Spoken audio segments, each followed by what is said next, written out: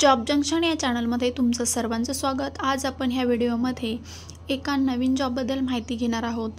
तर धर्मादाय संघटनेच्या आस्थापनेवरील गट ब अराजपत्रित व गट क संवर्गातील रिक्त पदे सरळ सेवा प्रवेशाने भरण्यासाठी ही जाहिरात निघालेली आहे।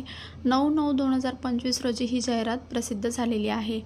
तर तुम्ही ही जाहिरात आपल्या डिस्क्रिप्शन बॉक्समध्ये जी लिंक असेल त्यावरून तुम्ही ही PDF डाउनलोड करून घेऊ शकता। परंतु त्याआधी जर तुम्ही चॅनलवर नवीन असाल तर चॅनलला सबस्क्राइब करायला विसरू नका। तसेच बेल आयकॉन प्रेस करा, त्यामुळे तुम्हाला नवीन जॉबबद्दल माहिती मिळत राहील। तर चला आपण या जॉबबद्दल माहिती घेऊयात। तर धर्मादाय संघटनेच्या आस्थापनेवरील गट ब आणि क संवर्गातील जी पदे आहेत ती सरळ सेवा प्रवेशाने जाहिरात ही भरण्यासाठी ही जाहिरात प्रसिद्ध करण्यात येत आहे। तर ही भरती जी प्रक्रिया आहे ती तुलनात्मक स्पर्धा होण्यासाठी पुरेसे उमेदवार असणं गरजेचं आहे।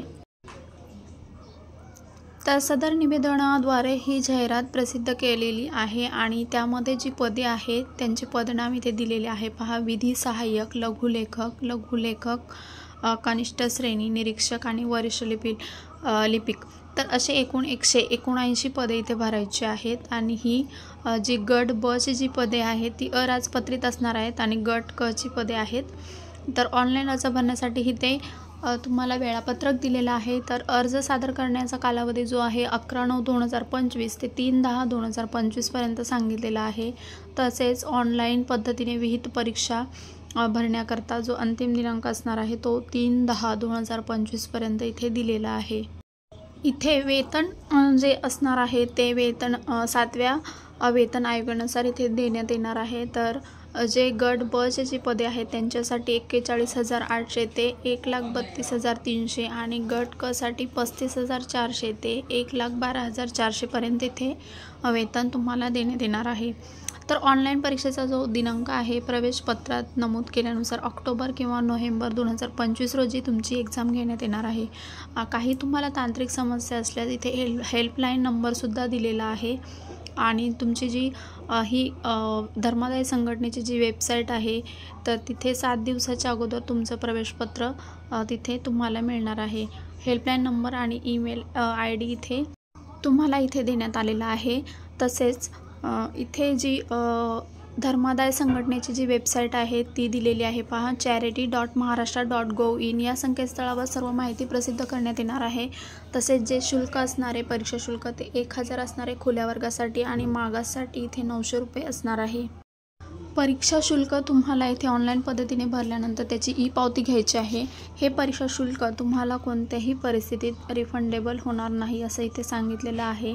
तसेच तुम्ही शुल्क भरल्यानंतर त्याची ई-रिसिप्ट घेऊन प्रवेशाच्या वेळी जेव्हा एक्झाम असेल त्यावेळेस त्यांना दाखवणं तिथं गरजेचं आहे। तर इथे अर्ज सादर कसे करायचे आहेत त्याबद्दल इथे याबद्दल माहिती दिलेली आहे।